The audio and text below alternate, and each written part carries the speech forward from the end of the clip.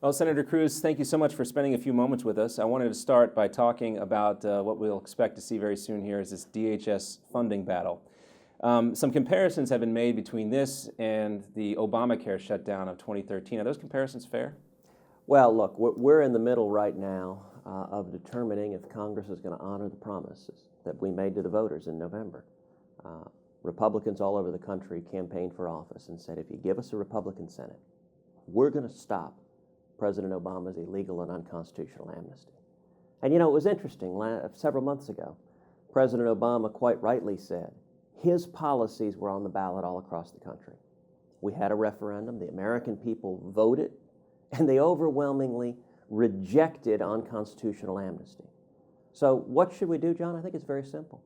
Next week, when the Senate comes back, we need to vote to fund the Department of Homeland Security. At a time of growing risk, growing peril at home and abroad, I think it is reckless and irresponsible for Democrats to be filibustering funding for the Department of Homeland Security, and we need to honor the commitments we made to stop the president's illegal and unconstitutional amnesty. Since the Senate has voted 3 times to do that, and they haven't got the 60 votes needed to move forward, what do you think will change this week? Well, we had a very significant development this week in that a federal district court struck down the president's executive amnesty. So you think that's enough to spur on maybe a few more Democrats to see the light? Well, you know, it puts Democrats in a very difficult position. If you're a Democrat, how exactly do you tell your constituents you are blocking any funding for the Department of Homeland Security in order to defend an amnesty program that the federal courts have now declared to be illegal? I mean that really is an extreme and untenable position. And it seems to me we ought to call on the Democrats to stop being partisans. You know, one of the reasons Republicans took control of the Senate in November is people were fed up with Harry Reid and the Senate Democrats just being a partisan rubber stamp for the lawlessness of President Obama. We need to see Democrats having a higher commitment to principle than they do just to party. The president said that he was confident that the Court of Appeals would see things his way. Do you think he really believes that, or is that just bluster? It's entirely bluster, and you know, I will point to no higher legal authority than a person who described himself as a constitutional scholar, and his name was Barack Obama, who 22 times President Obama said he did not have the legal authority to unilaterally grant amnesty. Over and over again, he said, I don't have the power. In fact, he said, this is not a monarchy. That's how he explained why he couldn't do this. And then after the election, voila, magically, he claims he has the power. He ignores his previous 22 statements. Now, before the election, this was not a monarchy. Apparently, after the election, using President Obama's own terms, this is a monarchy. Well, after the bipartisan Gang of 8 immigration bill failed, you know, he was saying those things obviously because they were trying to cobble together this arrangement with John Boehner and everything. That may have been what had changed here. He said Congress had an opportunity to do something about this. They failed to get something done. Now I have to act. Well, you know, our constitutional system was really a miracle how it was designed, and it was designed with checks and balances. I understand that the president is frustrated that Congress doesn't roll over and adopt every single policy he would like. But our system is designed to have checks and balances. The way it works, you have to compromise. You have to reach middle ground. But President Obama does not believe in compromise ever under any circumstances. So his view on immigration is he decrees to Congress, pass my policies. Now, mind you, they're bad policies that don't secure the border and that make the problem of illegal immigration worse, that undermine the rule of law with amnesty, and that are contrary to what the American people want. And the elected body of the people, the Congress, said no. Now, if someone's working under the Constitution, they say, okay, let's see if we can come together and compromise. This president doesn't do that. Instead, what he does is just decree his policy shall be followed regardless. And I'll tell you, I think it is very dangerous from the perspective of anyone who loves liberty, anyone who believes in rule of law. If a president has the power to unilaterally make the law, to change the law, or ignore the law, then he is no longer a president. And you know, I'll point out just a couple of weeks ago, in the confirmation hearings for Loretta Lynch, President Obama's nominee for Attorney General, I spent a considerable amount of time in the Senate Judiciary Committee asking Ms. Lynch about the president's power, trying to see if she would acknowledge any limits whatsoever on the president's power. And it was striking in the entire course of the hearing, she would not acknowledge a single limit. I asked Ms. Lynch, under the president's theory, could he take the 4.5 million people that he's tried to extend illegal amnesty to, could he extend it to all 12 million people here illegally in the United States? She refused to answer that. Well, I want to talk about Ms. Lynch in a couple more moments, but let's talk about immigration a little bit more specifically. We have this ruling now from this Texas judge. Those 5 million people that the president wanted to keep here in this country for 3 years longer, what do you think should happen to them now while this is in jeopardy? Look, the federal judge has enjoined enforcement of the president's illegal order. That means it cannot be put in effect. It's illegal to put into effect. What happens now is ordinary federal law is followed. If people have broken the law and come here illegally, it is contrary to federal law for them to remain here legally and work legally. And one of the very interesting things that the federal district judge entered in that order, it's a 123-page, very scholarly order. I would urge anyone that's interested to read the opinion. It's a serious opinion, but it goes through the legal issues. And one of the things President Obama has said to justify his lawlessness is he's called it, quote, prosecutorial discretion. Right. He said he's simply not going to prosecute these folks. Well, the federal court rejected that theory. The federal court said this is not prosecutorial discretion. This is not simply deciding not to prosecute one group of individuals. This is far more. It's affirmative conduct. Why? Because what the administration is doing is printing work authorizations, issuing Social Security cards. These are affirmative actions, and the court said these are flatly barred by federal law. In effect, John, what President Obama is doing is counterfeiting immigration documents. Because when you print a piece of paper that says it's a work authorization and it's directly contrary to the text of federal law, that's the only way to view it. And that would be illegal. Prior to all this discussion, which is why the federal court enjoined it as contrary to law. There was some discussion about impeachment. Folks said, whoa, that's going too far. We don't need to impeach this president. We're Congress. We have the power of the purse. Here you have an issue where it seems like cut and dry, Congress could exert that power of the purse in this situation, but it still seems like there's a lack of political will to do that here. Well, John, fundamentally, that's the problem, is there's still too many politicians who say one thing campaigning and do something else when they get in Washington. You know, there are a total of 9 Democrats, Senate Democrats, who publicly criticized President Obama's illegal amnesty, said they disagreed with it when they were out campaigning, and yet those 9 Democrats are standing as a bloc with President Obama to filibuster funding for the Department of Homeland Security in order to protect the president's illegal amnesty. Now, if we actually had an independent press, if the mainstream media didn't behave like lapdogs to the president, you would have reporters asking every one of those 9 senators every day, were you telling the truth when you told the voters you opposed the amnesty, or are you telling the truth now when you're supporting the amnesty? Which time were you telling the truth and which time were you lying? And the 9 senators were talking about the Joe Manchins of the world, and they're on record as opposing this. All of those are public quotes. And have you personally asked them? You see them in the halls, you see them in the chamber. Have you asked them that question? Oh, look, they're, it's very interesting. Democratic senators privately will admit all sorts of things. Privately, Democratic senators tell you all the time how frustrated they are with the president, how much they disagree with his foreign policy that's a disaster. I mean, that's melting down across the globe. But it's really disturbing. Democratic senators have been unwilling to stand up to this president really on almost anything. And, if you think in the past, we've had presidents in the past who've abused power.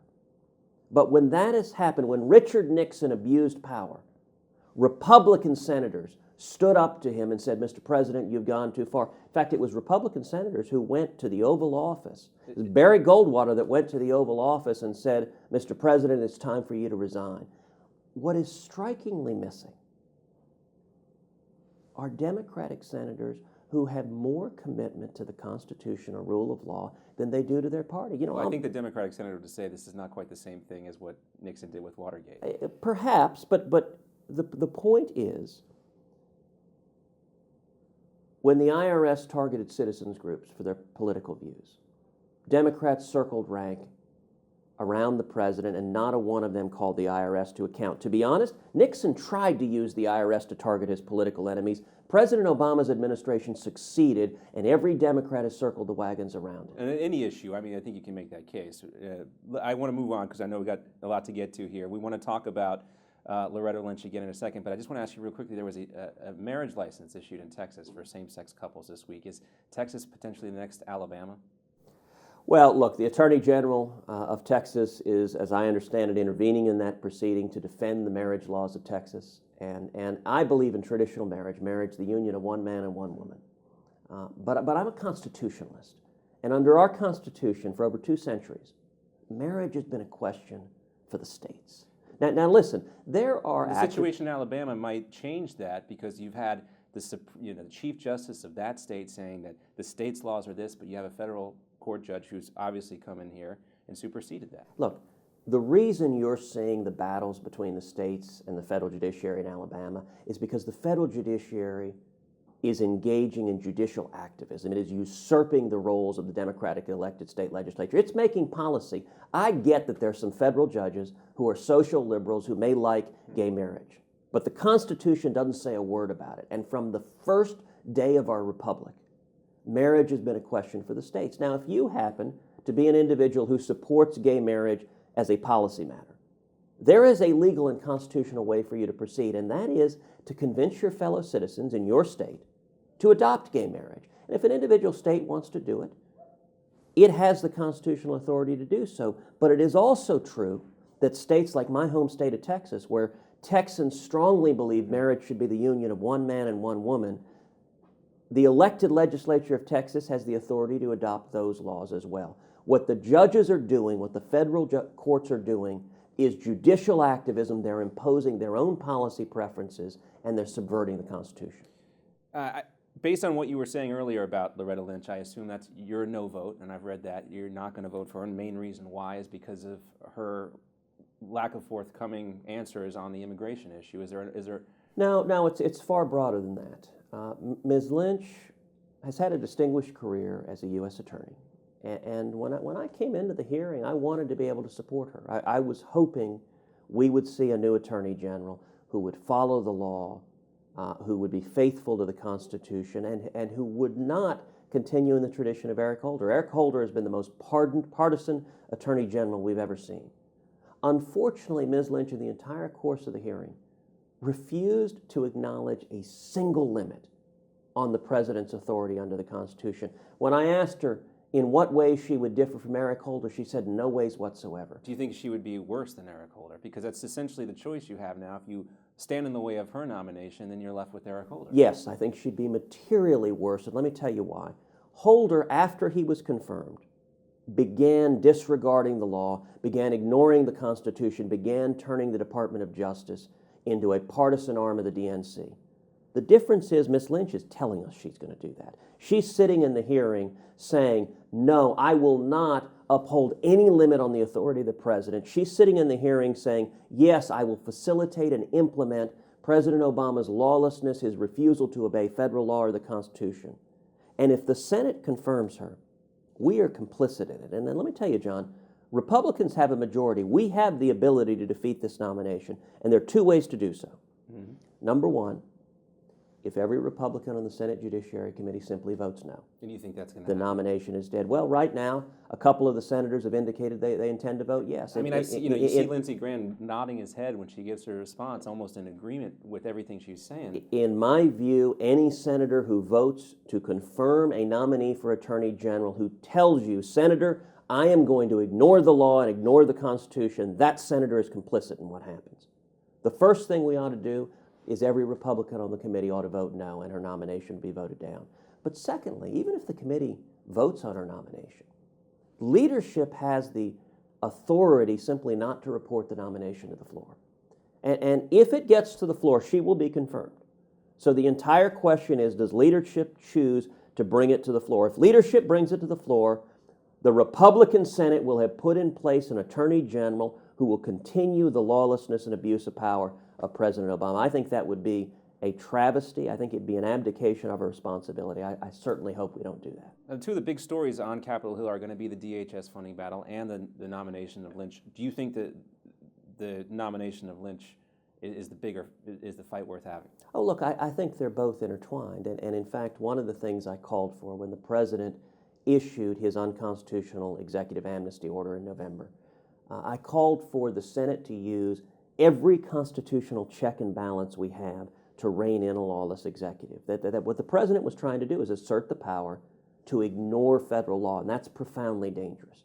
Now, one of the powers we have is the power of the purse. That's why we're having the fight right now, because the House of Representatives, quite rightly, has funded the Department of Homeland Security, but has said, we are not going to fund your lawlessness. But another major check that Congress has on the president is the confirmation power. And what I've called for is we should not confirm, the Senate Majority Leader should announce that the 114th Congress will not confirm a single nominee, executive or judicial, other than vital national security positions, so long as the president maintains his illegal and unconstitutional executive amnesty. Now, that is a check and balance the Constitution gives the Senate to rein in abuse of power by the executive, and there is no ability for Senate Democrats to stop that. And what has the response been from Leader McConnell's office been on that? I think it would be fair to say less than enthusiasm. Well, let's leave that issue here, because I want to talk about foreign policy a little bit, and of course we got to talk about ISIS. And we saw, whether or not that beheading video on the beach is real or not. There's some concern about that. Bottom line is that stuff is happening. We see a parade of marked police cars through the streets of Benghazi this week. Is there any way that ISIS is defeated without U.S. boots on the ground? Well, look, what ISIS is doing, it's heartbreaking. ISIS is the face of evil. They are crucifying Christians. They're beheading children. They're using rape as a weapon of war. And that's why now 60% of the American public, something like that, supports the idea of U.S. boots on the ground. Do you support that idea? I support doing whatever is necessary to defeat ISIS. Now, how should we do so? The first step to defeating ISIS is acknowledging what it is we're fighting. And you cannot win a war on radical Islamic terrorism with a president who is unwilling to utter the words radical Islamic terrorism. There's this bizarre Orwellian doublespeak that President Obama and his administration follows, that they will not acknowledge Islamic terrorism for what it is, a word they will not say, jihad. And so, as a result, a few weeks ago, when we saw the horrific terrorist attack in Paris, President Obama described it as a, quote, random act of violence. It is maddening to hear the language used. It's confusing for, I think, the average person, for our audience too.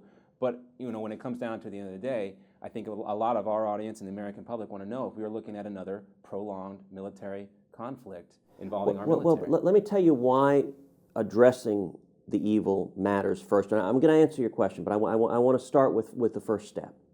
Look, what happened in Paris, for example, when radical Islamists walk into a kosher deli and seek to murder Jews because of their Jewish faith, it's not random. It is another manifestation of the rampant anti-Semitism rising up in Europe, and it is a manifestation of their radical Islamist jihad. Likewise, when we saw 21 Coptic Christians beheaded in Egypt, President Obama stood up and said that ISIS had beheaded 21 Egyptian citizens, and he refused to acknowledge they were Christians. They were not murdered because they were Egyptian citizens. They were murdered because they were Christians. And we need to speak the truth. You cannot fight something if you don't acknowledge what it is. Now, your question is, what specific military tactics should we use? We need to begin with a commitment to destroy ISIS, not to degrade it, not to weaken it, to destroy it. We saw the State Department spokesperson saying we cannot defeat ISIS by killing them. We need to give them jobs. Now, John, that is nonsense. The object here is exactly that, to kill the leaders of ISIS before they carry out jihad and murder American citizens. What's required to do that? Number one, we need overwhelming air force.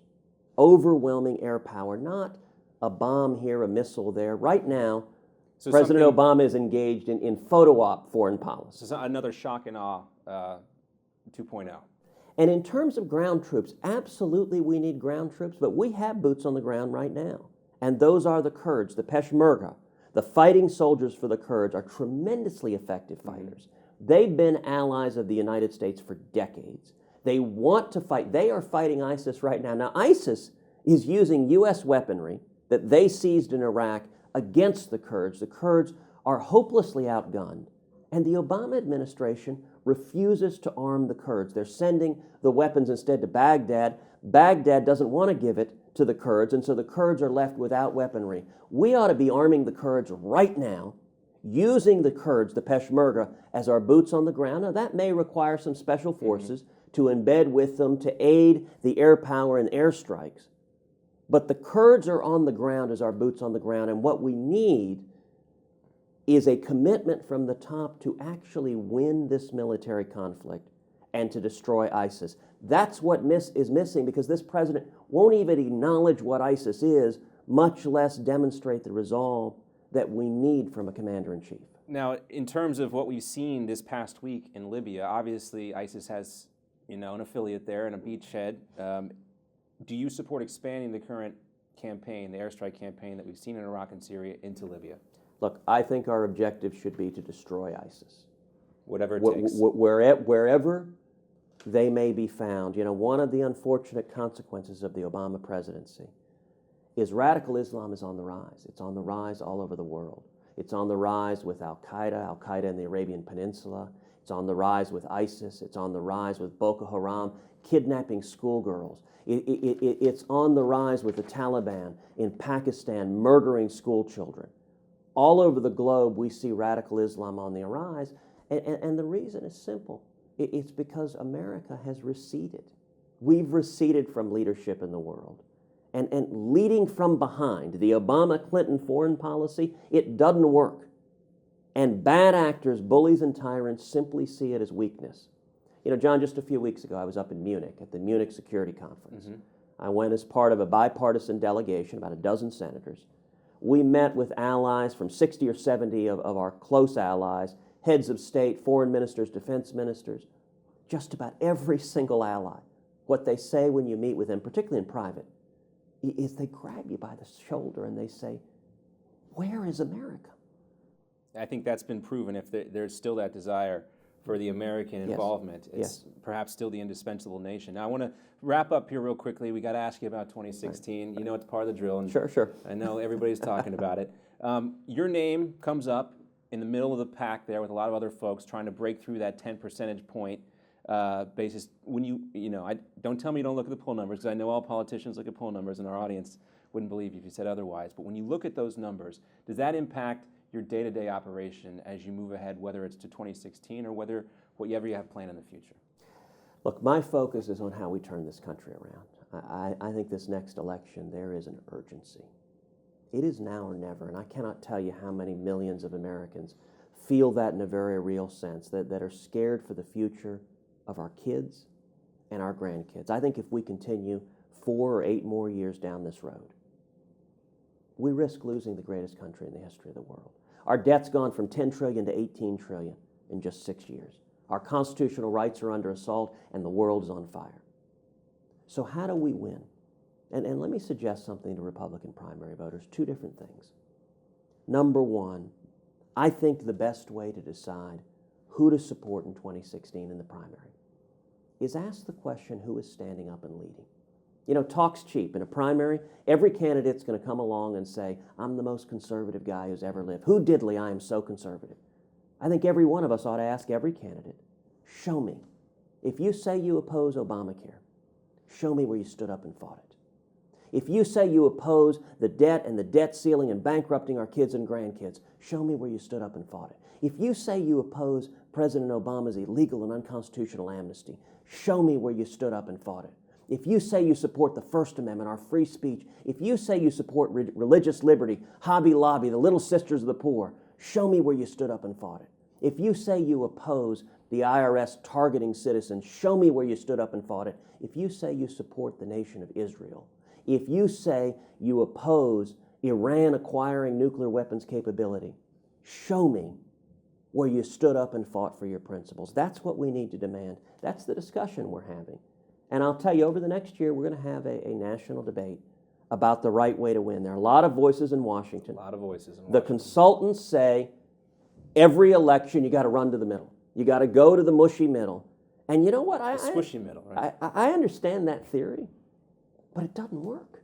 Every time we do it, we lose. And John, if we nominate in 2016 another candidate in the mold of Bob Dole or John McCain or Mitt Romney, and they are all good, honorable, decent men who I respect, but what they did didn't work. If we do it again, the same voters, the same millions of conservatives who stayed home in 2008 and 2012 will stay home in 2016, and Hillary Clinton will be the next president. I agree with Ronald Reagan. How do you win? We paint in bold colors, not pale pastels. That's what this election is going to be about. This election is also going to have a lot of blue-collar Democrats Yes. who are looking for something else. Mm-hmm. And they would say, Right. you know, we elected a senator last time with only, you know, not even a full term. It didn't work out so well. Maybe I want to look at somebody with a executive experience background, a governor, a Jeb Bush, or a Scott Walker. What do you say to those folks? You know, I got to say, I agreed with the premise of your question, then not where you went with it. You are absolutely right that the voters who stayed home were millions of conservatives who stayed home were primarily evangelical Christians and Reagan Democrats, blue-collar union members, gun owners, pro-life, strong national defense. Now, those are predominantly working-class people. We've got to speak. We've got to run a populist campaign. That's exactly right. But then you suggested that those folks are saying we need a governor, not a senator. Look, the only people saying that are consultants in Washington who are yabbering to the media. I've never actually heard a real voter saying that, and the reason is simple. You know, in history, about half our presidents have been governors, about half our presidents have been senators. We've had terrific governor presidents. We've had horrible governor presidents. Jimmy Carter was a governor. I'm not sure we need another Jimmy Carter after Barack Obama. The question that voters should ask, and I think they are asking, is who's leading? Who is standing up and engaging on the great issues of the day? And I'll tell you that matters a lot more than the job description. I would be thrilled, John, if 6 months from now, a year from now, we had a dozen Republicans all standing together, all leading on each of the great issues of the day. But what is sad, what is dismaying, on issue after issue, an awful lot of the Republican field, governors and senators, are not in the arena, are not taking a stand. Look at all of the different candidates who on executive amnesty have not taken a position. Look at all of the candidates on marriage. We are seeing a judicial assault on marriage, and virtually every candidate in 2016 has taken a pass on the issue. They're afraid of the issue. I'm going to be introducing in the Senate a constitutional amendment to make clear that marriage is a question for the states, not for the federal government and not for unelected judges. If candidates want to run, let me encourage them. Stand up and lead. Don't listen to the consultants who will tell you always, oh, that's a difficult issue. Don't engage. Stand up and lead. That's how we win, but it's also how we turn the country around. And that's what we've really got to do. And what's that they say about the definition of insanity? You know, repeating the same thing over and again, expecting different results. That's We'll see exactly that right. Changes in 2016. Senator Cruz, thank you so much for your time. Thank you, sir. John. My pleasure.